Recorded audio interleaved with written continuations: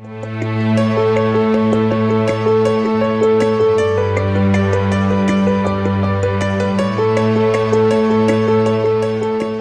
everyone, I'm David Wolinsky. I'm here talking to you from Chicago, literally inside of Second City, which is one of the many places that I work. I work as a teacher here. I am a teacher over at DePaul University, teaching people about the business of indie games, how to work in the games industry.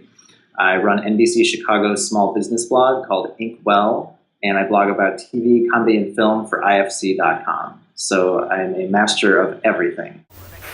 My favorite disruptive hero is, and this is going to sound a little conceited, is probably myself. I've had a great number of mentors in my career at a lot of the different places that I've worked at, and I think they've been very helpful in giving me a long leash, sort of, to learn not only how to be autonomous with things that I work on, but also how to learn how I work best. And so what I mean by that is not only how to get things done, but sort of the attitude behind how you get those things done.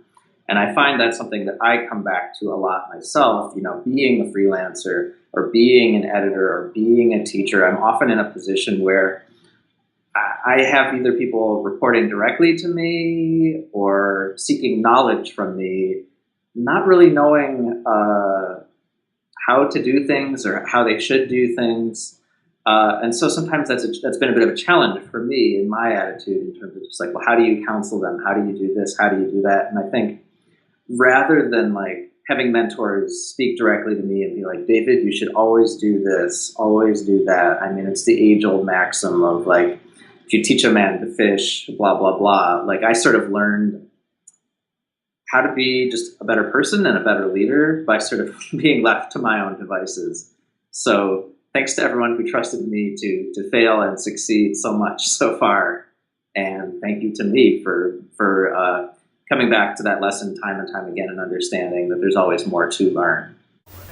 My favorite disruptive change, and I'm sure I'm not the only one saying this, is social media. I especially, although I'm very selective about it, I love Twitter. And I've very recently come to love LinkedIn. I feel like with a lot of this stuff, it's no longer at that point where we feel like it's waiting for it to pass or to go away. And I think many of us are having the realization that you get out of it what you put into it. Within reason. I mean, it can be very distracting, but I love the very open gate feeling of Twitter as opposed to Facebook. I love being able to not stalk, but sort of do research on, people I'm going to interview or companies that I'm interested in. It's an amazing reporting tool for many aspects of life, in addition to just like, well, what are my friends up to? So I'm very big fans of both of those. Maybe in a strange way, it's made me more focused in the work that I do because it is so distracting, where I have to learn. It's a lesson that I've sort of learned that like, well, you can't see everything all the time, and you just sort of need to acknowledge the fact that you're only going to see this handful of information when you're looking for it. And if you really need more, you can go back later. But just this notion of being able to catch everything all the time, which I think is the major deterrent for a lot of people for a lot of these platforms. It is very overwhelming. I guess for me, it's had the opposite effect where I'm just like, well, I didn't see it, so that's fine.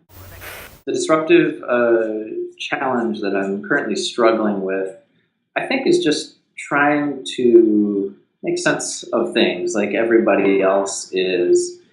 We live in an age where things can be so much more open-ended and careers are much more fluid.